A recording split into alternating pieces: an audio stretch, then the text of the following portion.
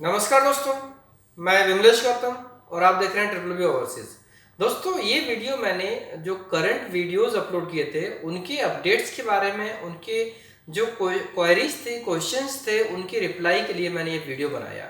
कुछ ऐसी जानकारी है जो इस वीडियो को देखने के बाद कुछ कैंडिडेट्स की आधे से ज़्यादा क्वेरीज ऑटोमेटिकली खत्म हो जाएंगी, उनको शायद वो क्वेरी करने की जरूरत नहीं पड़ेगी। दोस्तों, होता क्या है कि करियर प्लानिंग होती है, करियर प्लानिंग जब बराबर नहीं होती है तो नॉलेज कम होता है। अज्ञानता या अल्पज्ञता होने की वजह से जो क्वेरीज होती हैं वो शायद ऐसी होती हैं जिनका कोई तुक नहीं होता, कोई लॉजिक नहीं होता, बट क्वेरी पुट करते हैं और शायद उनको लगता है कि ये प्रॉपर क्वेरी है। इसके लिए मैंने सोचा ये इन्फॉर्मेशन पूरी कन्वे करूं जिससे कि कोई भी इंसान जो रियली इंटरेस्टेड है वो ढंग से प्लान कर सके। हाँ, जो टाइम पास करने वाले हैं उनका तो कोई तोड़ ही नहीं है, वो कुछ भी क्वेरी कभी भी कर सकते हैं, उनके ऊपर कोई मतलब पॉइंट ही नहीं कर सकते, कोई कंट्रोल ही नहीं है। लेकिन यस, जो लोग रिलेवेंट हैं, इंटरेस्टेड है, उनकी क्वेरीज इसमें क्लियर हो जाएगी। दोस्तों, इंपॉर्टेंट चीज़ ये है, बहुत से लोगों ने ये क्वेरी की है कि इस लॉकडाउन में जब फ्लाइट्स बंद हैं तो कनाडा यूरोप की जॉब्स कैसे आई है। दोस्तों, सबसे इंपॉर्टेंट चीज़ है कि जब कनाडा यूरोप या जो भी न्यूजीलैंड ऑस्ट्रेलिया जो भी रिक्वायरमेंट्स हैं, ये रिक्वायरमेंट्स क्यों आई हैं, इसका अगर आप आंसर जानना चाहते हो तो आप जस्ट कुछ दिन पहले बैक में जाइए। जब कोरोना नहीं था उससे पहले ये सारे देशों में रिक्वायरमेंट बहुत टफ था, बहुत कम आती थी। क्यों? क्योंकि वहां पर उनका सिस्टम जमा हुआ था, सिस्टम में कुछ भी असर नहीं था और जो काम चल रहा था वो काम बराबर चल रहा था, उनका प्रोडक्शन बराबर चल रहा था, बिजनेस बराबर चल रहा था, जीडीपी हमेशा आगे जा रही थी। लेकिन कोरोना की वजह से जो लोग भी, आप इसका तो आप खुद लाइक आपको नॉलेज है इसके बारे में, टीवी आपने देखा हुआ है और न्यूज़ पढ़ी है, जितनी भी खबरें आपने पढ़ी होंगी लॉकडाउन के पीरियड में, तो आपको एक चीज़ पता चल गई होगी कि इस कोरोना के टाइम पर मैक्सिमम देशों के नागरिक जो उनके मूल निवासी है, मैक्सिमम देशों के नागरिक वापस उनके अपने देशों में गए हैं, अपने वतन गए हैं, अपने जो होम कंट्री है वहां पर गए हैं। क्यों? क्योंकि उस टाइम पर उनको रिस्क लग रहा था कि भाई वहां रहेंगे तो प्रॉब्लम होगा, मिस बचेंगे नहीं बचेंगे, क्या होगा कैसे होगा, कुछ भी नहीं था, सब अनिश्चितता थी। लेकिन जब वो लोग वहां से चले गए तो ऑब्वियसली आप इतना आइडिया लगा सकते हो कि जब एम्प्लॉयज चले जाएंगे तो कंपनी प्रॉफिट में कैसे होगी, कंपनी ऑटोमेटिकली घाटे में चली जाएगी। और यही कारण है कि बहुत से देश में, ऑलमोस्ट सभी देशों की जीडीपी पे बहुत असर पड़ा। अब यहाँ पर इंपॉर्टेंट चीज है कि कंपनी ना होने के बाद एम्प्लॉयर क्या करेगा। आप अपने आसपास के उदाहरण लेके देख सकते हो। अगर आपके आसपास में कोई कंपनी हो जहां पर कोई एम्प्लॉयज दूसरे स्टेट्स के हों, दूसरे डिस्ट्रिक्ट के हों और वो लोग छोड़ के चले जाए, उसके बाद वो कंपनी क्या करेगी? कंपनी क्या करेगी, सबसे पहले या तो जो गए हैं, पहली बात तो उनको जाने नहीं देगी, लेकिन चले गए हैं उनको वापस बुलाने का सोचेगी और वो प्रयास भी करेगी, क्योंकि नई रिक्रूटमेंट करने से पहले उनको पुराने लोगों को वो इन्वाइट करेंगे, राइट। अब यहाँ पर मेन पॉइंट क्या है कि इस वजह से बहुत सारे लोग हैं जो अगेन दूसरे देशों में नहीं जाना चाहते हैं, राइट। क्योंकि इस पूरे संकट से उनके अंदर डर काफी बैठ गया कि अब लाइफ सुरक्षित नहीं है। तो ये मैं नहीं बोल रहा हूँ, ये आप खुद आइडिया लगा सकते हो, खुद गैस कर सकते हो, खुद का लॉजिक लगा सकते हो कि बहुत सारे लोग विदेशों में जाने से अभी कतरा रहे हैं। अब दूसरी चीज है कि नए लोगों की रिक्वायरमेंट की बात करेंगे तो नए लोगों की रिक्वायरमेंट के लिए कंपनी तो कोई बंद नहीं हो जाएगी, कोई भी कंट्री अपना बिजनेस डाउन नहीं करेगी, कोई भी कंपनी अपना बिजनेस डाउन नहीं करेगी, तो उसके लिए उन्होंने नई रिक्वायरमेंट्स निकाली है। अब न्यू रिक्वायरमेंट अभी क्यों है, उसका रीजन है, जैसे किसी कंपनी में 10 लोगों की रिक्वायरमेंट है। अब 10 लोगों की रिक्वायरमेंट है और उसमें से 6 लोग चले गए, 4 लोग हैं, तो कंपनी 6 लोगों को तो हायर करेगी ना। अब जब कंपनी को फोकस बिजनेस के ऊपर करना है तो फटाफट वो हायरिंग करेगी। और जब उनके 10 पूरे हो जाएंगे तो उसके बाद फिर न्यू रिक्वायरमेंट आएगी ना, वो बहुत देर बाद आएगी। ये क्लियर है? आप इसका सिंपल लॉजिक लगा के देखना कि ये वैकेंसीज अभी हैं और ये अभी कुछ समय के लिए, मुश्किल से 6 महीना या 1 साल, उसके बाद रिक्वायरमेंट बिल्कुल वैसे हो जाएगी या हो सकता है उससे भी टफ हो जाए जो पहले सिचुएशन थी। वर्क परमिट मिलना काफी टफ होता है यूरोप का और कनाडा ऑस्ट्रेलिया का, लेकिन अभी एक अपॉर्चुनिटी है। क्योंकि यहाँ पर एक अपॉर्चुनिटी मैं क्यों बोल रहा हूँ, क्योंकि अभी जो वैकेंसी खाली है और वहां पर उनको तो फिल करना है, उनको तो अपना बिजनेस करना है, प्रोडक्शन करना है, बिजनेस ग्रो करना है, जीडीपी बढ़ाना है, प्रॉफिट मार्जिन बढ़ाना है, तो डेफिनेटली वो अपने आप पर रिलेवेंट एम्प्लॉयज हायर करेंगे। और ऐसे लिस्ट में अगर आप जाना चाहते हैं, ऐसे सिचुएशन में अगर आप जाना चाहते हैं, तो आपके लिए एक गोल्डन अपॉर्चुनिटी डेफिनेटली हो सकती है। अब एक पॉइंट ये आया था कि प्रोसेस के बारे में। दोस्तों, कुछ लोगों ने कहा कि ये जेन्युइन नहीं है, गलत है, रिक्वायरमेंट हो ही नहीं सकती है, इनका वीज़ा नहीं मिलता, इनका वर्क परमिट नहीं मिलता। कुछ हद तक वो लोग सही हैं, लेकिन वो शायद हर चीज़ को कैलकुलेट नहीं कर रहे हैं, पूरा लॉजिक नहीं लगा रहे हैं, पूरा कैलकुलेशन नहीं कर रहे हैं कि जब रिक्वायरमेंट है, क्योंकि अभी रिक्वायरमेंट है। ये सिचुएशन वैसी है जैसे शुरू में जब जियो आया था तो लोगों ने बहुत डर गए थे कि जियो यूज नहीं करेंगे, ऐसा है वैसा है, सिम बंद हो जाएगी, बिल इतना आएगा, ऐसा वैसा। मैं बहुत सारी दिमागी जो ख्याली पुलाव होते हैं या कुछ खुरापाती दिमाग चलता है ना, उसके हिसाब से उनका दिमाग चलता रहता है और ये सही है गलत है, इसी में उधेड़-बुन में लगे रहते हैं, लेकिन लॉजिक्स नहीं लगाएंगे। दोस्तों अगर ये रिक्वायरमेंट गड़बड़ होगी तो इसमें तो पेमेंट तो करना ही नहीं ना, सिंपल सी बात है। एक लक को ट्राई करने के लिए, जैसे हम कभी गवर्नमेंट जॉब के लिए अप्लाई करते हैं, क्या सबका हो जाता? गवर्नमेंट जॉब में जो लोग भी 2-2 साल 5-5 साल लगा देते हैं और उसके बाद कुछ लोगों का होता है, बाकी का नहीं होता, तो मतलब इट मीन्स तो उन्हें तैयारी नहीं करना चाहिए कि उनका टाइम वेस्ट हो जाएगा। दोस्तों अगर कुछ पाना है तो कुछ होना पड़ेगा, कुछ करना पड़ेगा, तभी कुछ मिलेगा। आप ये सोचो कि कुछ भी ना करना पड़े सब कुछ मिल जाए, तो ऐसा नहीं है। अगर ऐसा होता तो भगवान सबको अलग अलग टैलेंट नहीं देता। अब यहाँ पर मैं भगवान को के द्वारा दिए गए टैलेंट के ऊपर थोड़ा सा मैं आपको एक एग्जांपल देना चाहूँगा, वो काफ़ी इंपॉर्टेंट है। काफ़ी दिन से मैं सोच रहा था ये सभी कैंडिडेट्स को बताया जाए। दोस्तों जमीन होती, जमीन एक किसान है या माली है, कोई भी एक किसान है, वो किसान अपने खेत में जो भी फसल उगाता है उसके ऊपर इस एग्जाम्पल को देखना। उसके खेत की मिट्टी, आप किसी भी कोने की मिट्टी उठा के देखोगे ऑलमोस्ट एक ही फॉर्मूला की मिट्टी होगी। मिट्टी की क्वालिटी, मिट्टी की किस्म जो भी है, मिट्टी की उत्पादन क्षमता, वो सभी एक होगी। और किसान जब पानी लगाता है तो पानी का फॉर्मूला भी सेम होगा। जो H2O मिस इस कोने में लगेगा वो उस कोने में लगेगा। मिस कहने का मतलब कि मिट्टी समान होती है, पानी समान होता है, हवा समान होती है, सूरज की किरणें समान होती हैं, और जो खाद लगाते हैं वो खाद भी समान होती है। फिर ऐसा क्यों होता है कि टमाटर लाल कलर का होता है, बैंगन हरे कलर का होता है, मिर्ची का टेस्ट अलग होता है, गोभी अलग होती है, खेत वही है। उसके अंदर जो एक कहा जाए इनपुट इनपुट जो लगा है वो सब में बराबर गया। फिर सबका एक नेचर अलग अलग क्यों है? सेम इसी तरह से विचार होते हैं। इस दुनिया में जितने लोग हैं, इस पूरी दुनिया में जितने लोग हैं, सबके दिमाग अलग अलग होते हैं।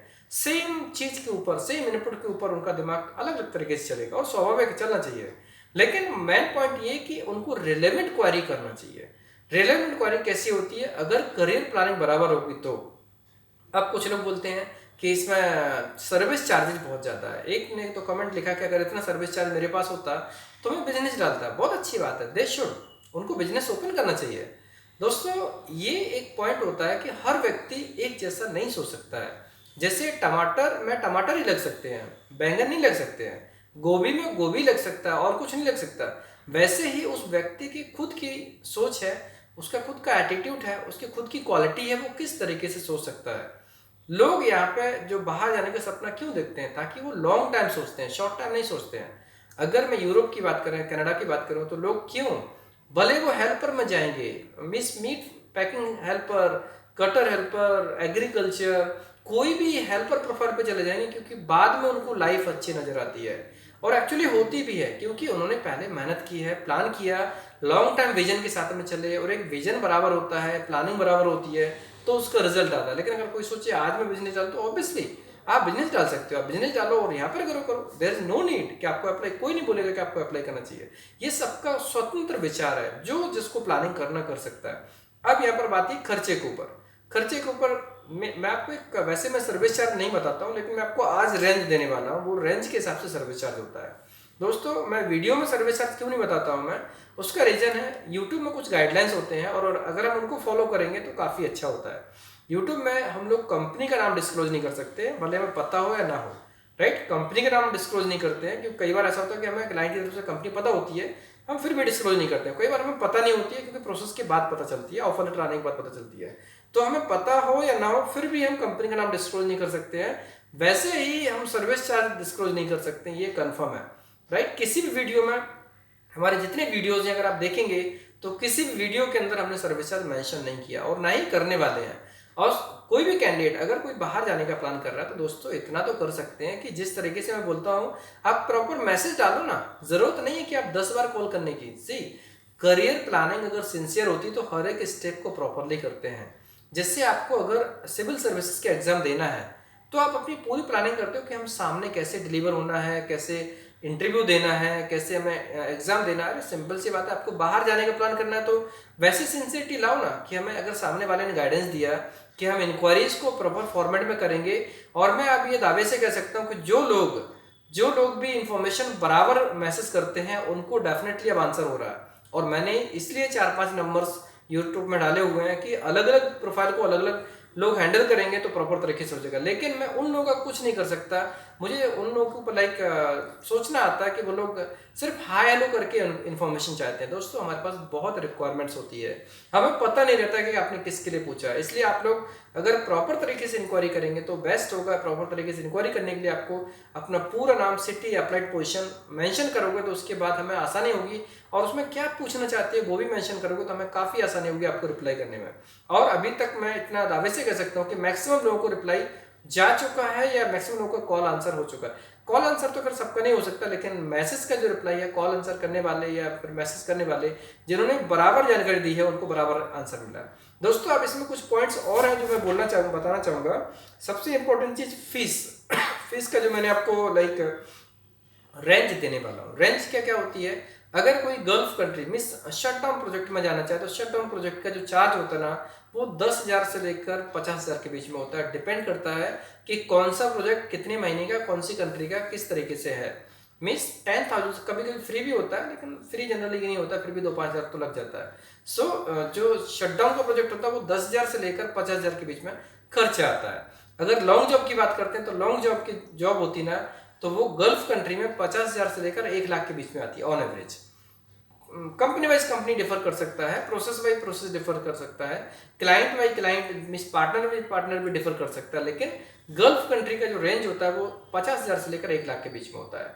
अब अगर हम बात करते हैं मालदीव, रशिया और अदर कंट्रीज की, तो उनका जो चार्जेज होता है वो लगभग 1 लाख के आसपास, या कुछ प्रोफाइल्स में 1.25 लाख, 1.5 लाख, 2 लाख तक भी जाता है। जैसे कुछ रोमानिया है, कभी कभी रोमानिया का काम सस्ता आता है, उसका भी रेंज 2 लाख के अंदर जाता है। साउथ अफ्रीका वगैरह हुआ, नाइजीरिया, अल्जीरिया, ये जो कंट्रीज हैं जिनका मीन्स बहुत ज़्यादा प्रमोशन भी नहीं है, बहुत कम लोग इनके बारे में जानते हैं, मीन्स जानते हैं बट एक वेटेज देने वाली बात है। जैसे हम टॉप पे देखेंगे तो यूएस टॉप पे आ जाएगा, यूएस, कनाडा। उसके बाद अगर हम सेकंड नंबर पे देखेंगे तो यूरोप आ जाएगा। थर्ड नंबर पे देखेंगे तो सिंगापुर और मिडिल ईस्ट, सिंगापुर और जापान, वो कंट्रीज आ जाएंगे। मीन्स एक सबका प्रायोरिटी होती है उसके हिसाब से। वैसे हम अगर चौथे नंबर पे देखेंगे तो ये इन देशों का नाम आएगा। तो जो पांचवें नंबर पर जो देश आते हैं उनका खर्चा आएगा लगभग 1 लाख के आसपास। जो चौथे नंबर पे आएंगे उन लोगों का खर्चा आएगा 1 लाख से 1.5 लाख के बीच में, जो इसमें 2 लाख भी हो सकता है। जो लोग तीसरे नंबर पे आते हैं उन लोगों का खर्चा आएगा 1.5 लाख से लेकर 3 लाख के बीच में। जो लोग तीसरे नंबर पे आते हैं उनका 3 लाख से लेकर 5 लाख के बीच में आएगा। जो लोग चौथे नंबर पे आते हैं उनका 4 लाख से लेकर 6 लाख, 7 लाख, 8 लाख, 10 लाख तक भी जा सकता है। और जो 1 नंबर पे आते हैं उन लोगों का खर्चा लगभग ये मान लीजिए कि बहुत ज़्यादा होता है, उसकी लिमिट नहीं होती है। कभी 8 लाख, 10 लाख, 15 लाख, 20 लाख, उसका कोई लिमिट नहीं होती, तो उसके बारे में हम ज़्यादा बात नहीं कर सकते हैं। लेकिन जो जैसे अभी यूएस, कनाडा है, इनका बहुत महंगा होता है। 8 लाख, 10 लाख, 15 लाख, 20 लाख, मीन्स प्रोडक्ट के ऊपर डिपेंड करता है। और बंदे की फिटमेंट क्या है, उसमें एलिजिबिलिटी क्राइटेरिया क्या है, उसका इंग्लिश का स्कोर क्या है, आईएलटीएस एग्जाम दिया उसमें क्या बैंड उसने स्कोर की, इसके अलावा उसके डॉक्यूमेंट्स का वेटेज कितना है, क्वालिफिकेशन कितनी है, एक्सपीरियंस कितना है, गैप है कि नहीं है, उसका बंदा उस कंट्री में है कि नहीं है, रेफरेंस किसने दिया, ये बहुत सारी चीज़ें मैटर करती हैं। उसके हिसाब से सर्विसेज डिसाइड होता है। यूएस का तो वीज़ा बहुत टफ होता है, लेकिन उसका भी काम होता है, ऐसा नहीं होता है। लेकिन हाँ, अब बात करते हैं यूरोप की। तो यूरोप का जो खर्चा आता है वो लगभग 4 लाख से लेकर 6, 7, 8, 9, 10 लाख तक भी जाता है। दोस्तों खर्चे लगता है, सर्विस चार्ज लगता है। क्यों लगता है? क्योंकि जो एक प्रोसेस होती है, प्रोसेस में हर चीज़ को ध्यान में रखना पड़ता है। डॉक्यूमेंटेशन के ऊपर, सिलेक्शन के ऊपर, वीज़ा के ऊपर, हर चीज़ को प्रोसेस करने में खर्चा लगता है। इसलिए ये चार्जेज मैं रफ आइडिया बता रहा हूँ मैं, बाकी हमारे यहाँ पर जो प्रोडक्ट आते हैं ना सबका अलग अलग होता है, दैट इज़ वेरी श्योर। और वो चार्जेस हम आपको वीडियो में जब आप कॉल करेंगे या मैसेज करेंगे तो आपको डेफिनेटली अपडेट करेंगे। वीडियो में हम नहीं बता सकते हैं। अगर कोई इंटरेस्टेड है तो एक कॉल तो कर सकता है, एक मैसेज भी कर सकते हैं। दोस्तों अगला पॉइंट जो बताने वाला हूँ, एलिजिबिलिटी क्राइटेरिया। इसमें एज लिमिट काफ़ी इंपॉर्टेंट होती है। एज लिमिट लाइक 20 साल से लेकर 25 साल, 35 साल, 20 से 35 साल के लोगों को ज़्यादा प्रेफरेंस दी जाती है। और यूरोपियन कंट्री में मैक्सिमम लोगों को 20 से 30 के बीच में ज़्यादा प्रायोरिटी देते हैं।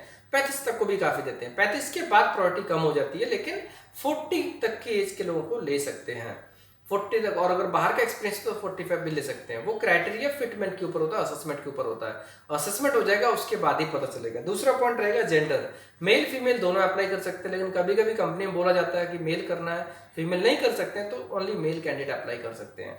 तीसरा पॉइंट आता है फाइनेंशियली कैपेबिलिटीज। दोस्तों फाइनेंस इंपॉर्टेंट है इसमें, कि सर्विस चार्ज काफ़ी ज़्यादा लगता है। सर्विस चार्ज जो कैपेबल है उसको पे करने के लिए सिर्फ वो लोग ही इसमें एलिजिबल हो सकते हैं। इसमें ऐसा नहीं होता कि लाइक कैपेबिलिटी नहीं है फिर भी हम अप्लाई करते हैं, क्योंकि ये हमारे हाथ की बात नहीं होती है। We are just mediator in this process, like employer और आपके बीच में हम लोग मीडिएटर का काम करते हैं। हम सिर्फ आपको ब्रिज कर एक पुल का काम करते हैं, जो आपको जोड़ने का काम करते हैं, राइट। बाकी आपकी एलिजिबिलिटी और एम्प्लॉयर की एलिजिबिलिटी दोनों मैच करना चाहिए, राइट। और इसके अलावा लोग फाइनेंस के लिए लोग स्टेटमेंट तक देखते हैं, बैंक में कितना है, 6 महीने की स्टेटमेंट, 3 महीने की स्टेटमेंट। एक्चुअली सब जगह नहीं देखते हैं, बट कुछ जगह देखते हैं। वो क्यों देखते हैं? क्योंकि एक क्राइटेरिया होता है, वो भी मैच करना होता है। तो फाइनेंस कैपेबिलिटीज काफ़ी इंपॉर्टेंट है, राइट। अब इसके बाद नेक्स्ट पॉइंट आता है इसमें, लाइक कुछ लोग बोलते हैं कि एग्रीमेंट, आप एग्रीमेंट क्यों कराते हैं? दोस्तों हम दुनिया में बहुत सारे उदाहरण देखते हैं, चाहे किसी भी रूप के हों। मैं यहाँ पर ऐसा नहीं बोलूँगा कि भाई किसी को ब्लेम करने के लिए, लेकिन फैक्ट है, जब तक कोई चीज़ ऑन द पेपर नहीं है, तो वो ट्रांसपेरेंट नहीं है। सिंपल सी बात है, कोई कभी भी प्लस माइनस कर सकता है। जो भी टर्म्स डिसाइड हुए उसमें से अगर लिखा नहीं है तो कभी प्लस माइनस हो सकता है, और चीज़ें कई बार गलत डायरेक्शन में भी जा सकती है, और जाती भी है। इसलिए ऑन द पेपर जो लिखा होता है दैट इज़ वेरी इंपॉर्टेंट, और that is very helpful for each and other, दोनों पार्टी के लिए, मिस हमारे लिए और कैंडिडेट के लिए, दोनों के लिए काफ़ी इंपॉर्टेंट होती है। दोनों पार्टीज सही रहती हैं अगर एग्रीमेंट ऑन द पेपर है। ऑन द पेपर एग्रीमेंट है। अब ऑफिस में आना क्यों कंपलसरी है? दोस्तों हमें नहीं पता कि आपके दिमाग में क्या चलता है। जिन लोगों के दिमाग में कुछ भी आइडियाज़ आते हैं या कुछ ऐसी चीज़ आती है मार्केट में, ऐसा होता वैसा होता, हम ये पहले से एज्यूम करके रखते हैं कि आप ऐसा सोच रहे हैं, राइट। इसलिए हमारे यहाँ पर कोई भी कैंडिडेट, चाहे वो कहीं से भी हो, विद इन इंडिया का होना चाहिए, इंडियन नेशनलिटी वाला बंदा होना चाहिए, वो हमारे यहाँ पे अप्लाई कर सकता है। लेकिन उसको हमारे ऑफिस में आना कंपलसरी है। कोई भी कैंडिडेट बाहर से सिर्फ डॉक्यूमेंट बेच के, ऑनलाइन करके, पासपोर्ट बेच के, जब हम परमिट करेंगे सिर्फ वहाँ पे पासपोर्ट बेच के काम हो सकता है, लेकिन मैक्सिमम प्रोफाइल्स में कैंडिडेट को हमारे ऑफिस आना कंपलसरी है। जब तक ऑफिस नहीं आएगा तब तक हम उसको प्रोसेस नहीं कर सकते, क्योंकि रीज़न है, क्योंकि हम नहीं चाहते हैं कि किसी के दिमाग में कोई भी गलतफहमी हो। जो ट्रांसपेरेंसी हम चाहते हैं वो हमेशा मेंटेन करना चाहते हैं, और जो लोग भी हमारे ऑफिस में विजिट करते हैं उनको पता है कि हम कितनी ट्रांसपेरेंसी रखते हैं। दोस्तों प्रोसेस जितना नीट एंड क्लियर होता है उतना ही दोनों पार्टी के लिए अच्छा होता है। अब ये अलग बात है, कोई टाइम पासिंग के लिए लोग वीडियो देखते हैं तो वो कुछ भी बोल सकते हैं, उनके ऊपर हम कुछ कमेंट नहीं कर सकते हैं। लेकिन जो लोग रियली इंटरेस्टेड हैं वो लोग प्रोसेस को अगर प्रॉपर फॉलो करेंगे और ऑफिस विजिट करेंगे तो उनको डेफिनेटली कॉन्फिडेंस आएगा कि उनका काम होगा।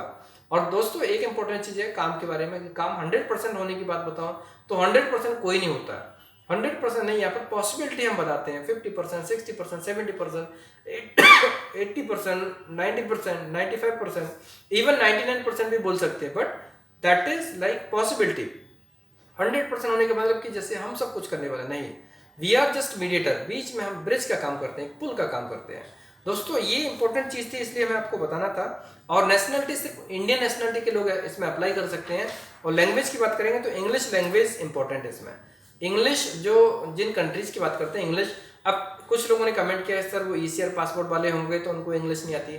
अभी क्या लॉ चेंज हुए, क्योंकि कुछ लॉ भी चेंज हुए हैं, लेकिन लोग ईसीआर वाले भी काम करते हैं। मैंने कई लोगों को ऐसा देखा जो लोग हेल्पर का काम करते हैं, इंग्लिश बहुत अच्छी आती है, राइट। आप जो डेवलप कंट्रीज के जो लोग हैं वहाँ पर आप चाहे किसी भी टाइप के कैंडिडेट से बात करेंगे, व्यक्ति से बात करेंगे, उनको इंग्लिश आती है। तो ऐसा नहीं है कि जो ईसीआर वाले उनको इंग्लिश नहीं आती है, और ऐसा भी नहीं है कि जो ईसीएनआर वाले सबको इंग्लिश आती है। ये डिपेंड करता है पर्सन टू पर्सन, राइट। इसलिए ये पॉइंट तो वैलिड हो ही नहीं सकता है कि मतलब ईसीआर नहीं है या ईसीआर क्यों चाहिए। अभी फिलहाल हमने जो हमारी रिक्वायरमेंट है, एम्प्लॉयर की रिक्वायरमेंट है कि उसमें ईसीएनआर ही चाहिए, इसके लिए हमने मेंशन किया था क्लियरली। इससे पहले वाली रिक्वायरमेंट में ईसीआर भी चल सकता था। तो अभी जो रिक्वायरमेंट हम उसकी बात करेंगे। अभी हमारे पास जो भी रिक्वायरमेंट्स हैं, चाहे वो माल्टा की हो, पोलैंड की हो, जर्मनी की हो या कनाडा की हो, इन सभी में ईसीएनआर पासपोर्ट होल्डर अप्लाई कर सकते हैं। इंग्लिश अच्छी होना चाहिए और कैंडिडेट का प्रोफाइल काफ़ी अच्छा होना चाहिए। करियर प्लानिंग, अब बात करते हैं लास्ट में करियर प्लानिंग की और ये वीडियो कंप्लीट हो जाएगा। करियर प्लानिंग जो लोग भी एक्चुअली जो क्वेरीज करते हैं अल्पज्ञता की वजह से, वो लोग फ्रेशर्स होते हैं और हम लोग उनको भी गाइड करना चाहेंगे क्योंकि उनको अभी उन्होंने करियर प्लान ढंग से नहीं किया। करियर प्लानिंग कैसे होता है, पहले अपनी खुद की कैपेबिलिटीज क्वालिटीज देखना चाहिए, इंटरेस्ट बराबर देखना चाहिए और हम उस फील्ड में कितना काम कर सकते हैं उसके हिसाब से करना चाहिए। पहले एक बार गोल सेट कीजिए कि आपको एक्चुअली करना क्या है। फाइनेंस इनफ है तो उसके हिसाब से प्लानिंग करो, फाइनेंस इनफ नहीं है तो प्रोसेस में फाइनेंस इनफ कैसे बनाया जाए उसके हिसाब से प्लानिंग कीजिए। प्रॉपर करियर प्लानिंग करेंगे तो शायद आपकी क्वेरी कभी भी अननेसेसरी नहीं होगी। दोस्तों करियर प्लानिंग इतनी इंपॉर्टेंट है कि जो व्यक्ति भी, अगर इसमें सब लोग चाहते हैं कि उनको लाइक कनाडा जाना है दोस्तों, लेकिन सबके पास बस की बात नहीं है, कैपेबिलिटी नहीं है, सब लोग उसकी योग्य नहीं है, लेकिन योग्य बन सकते हैं। इंपॉर्टेंट चीज है कि योग बन सकते हैं अगर कोशिश करेंगे। लेकिन अभी सिंपल एक छोटा उदाहरण देता हूं मैं कि अगर एक मैनेजर की पोजीशन में निकले, ठीक है, एक इंजीनियर की पोजीशन निकले, मैनेजर थोड़ा अलग हो जाएगा, एक इंजीनियर की पोजीशन निकले, तो मैं आपको गारंटी से बोल सकता हूं कि अप्लाई करने वाले लोग ऐसे बी फ्रेशर लोग भी होंगे जिन्होंने अभी पास आउट किया, वो इंजीनियर के लिए अप्लाई करेंगे। दोस्तों प्रैक्टिकल वर्ल्ड डिफरेंट होता है। बिहेवियरल नॉलेज, प्रैक्टिकल नॉलेज है वो जब तक नहीं होगा तब तक कोई भी कंपनी किसी को हायर नहीं करती एज इंजीनियर। कुछ पोजीशन बहुत कम, मीन्स 1-2% कभी कभी होता है जो कॉलेज से कैंपस के रूप में उठाती है, अदरवाइज जो एक्चुअल हायरिंग होती है उसमें जो व्यवहारिक जगत का नॉलेज है, जो वास्तविक नॉलेज है, वो एक्सपीरियंस है, उसी व्यक्ति को प्रेफरेंस दी जाती है। तो जिस तरीके से इंजीनियर के लिए फ्रेशर्स 1 साल 2 साल 3 साल वाले एक्सपीरियंस वाले कैंडिडेट भी दावा करते हैं, फ्रेशर कैंडिडेट भी दावा करते हैं, वैसे ही कनाडा की बात है। कनाडा के लिए हर कोई जाना चाहेगा, लेकिन सबको ना तो सभी लोग एलिजिबल हैं, ना ही सब जाना चाहेंगे एक्चुअल में, राइट। सो करियर प्लानिंग बराबर कीजिए, आपको कहाँ जाना है, कैसे जाना है, उसके हिसाब से आप क्वेरी कीजिए। हम लोग हमेशा कोशिश करते हैं कि हर कैंडिडेट को बराबर जानकारी मिले जिससे उनको संतुष्टि हो और वो प्रॉपर तरीके से काम कर सकें।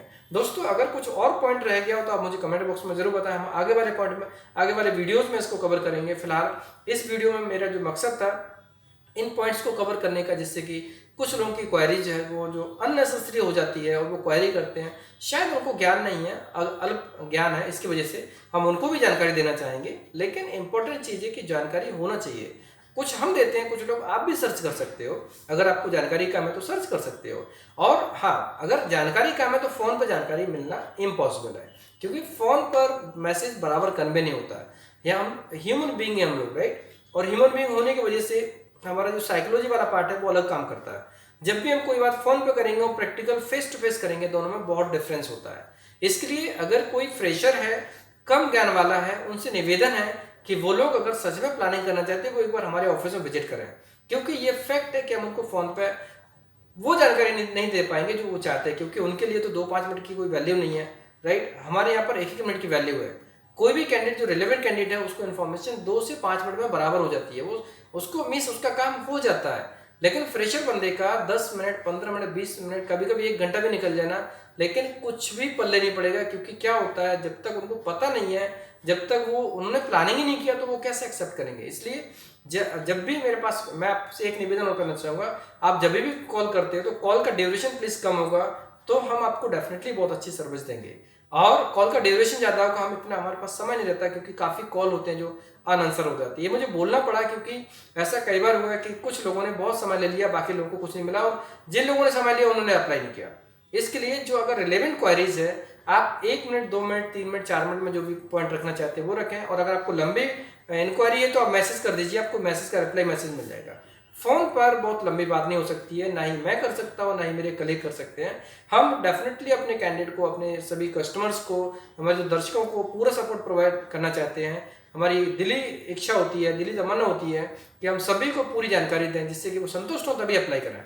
लेकिन टाइम को ध्यान में रखते हुए, अगर आपकी इंक्वायरी बहुत ज़्यादा है तो आपसे निवेदन है कि आप लोग प्लीज़ जो भी इंक्वायरी है वो व्हाट्सएप पर पूरी तरह से टाइप करके मेंशन कर दीजिए। आपको 100% रिप्लाई आएगा। समय लग सकता है 1 या 2 दिन का, लेकिन आएगा 100%। और हाँ, जिन लोगों के ने बहुत पहले मुझे अप्रोच किया हो और बाद में उनको रिप्लाई नहीं मिल पाया हो, उन लोगों से निवेदन है कि वो आज अगेन अपना फ्रेश मैसेज इंक्वायरी के रूप में डाल दें। इंक्वायरी में आपको आपका पूरा नाम, सिटी, अप्लाइड पोजीशन लिख के और क्या क्या जानना चाहते हैं वो मेंशन करेंगे, तो आपको 100% 1 से 2 दिन या 3 दिन में आपको मैं सामने से रिप्लाई करूंगा या मेरे कलीग सामने से रिप्लाई करेंगे। दोस्तों वीडियो कैसा लगा, अगर पसंद आया तो लाइक कीजिए, कमेंट कीजिए, शेयर कीजिए। हमारे वीडियोस को लगातार देखने के लिए चैनल को सब्सक्राइब कीजिए, घंटी वाला ऑप्शन ज़रूर दबाएं, जिससे कि आपको आने वाले सारे वीडियोज़ के नोटिफिकेशन सबसे पहले मिलेंगे। धन्यवाद।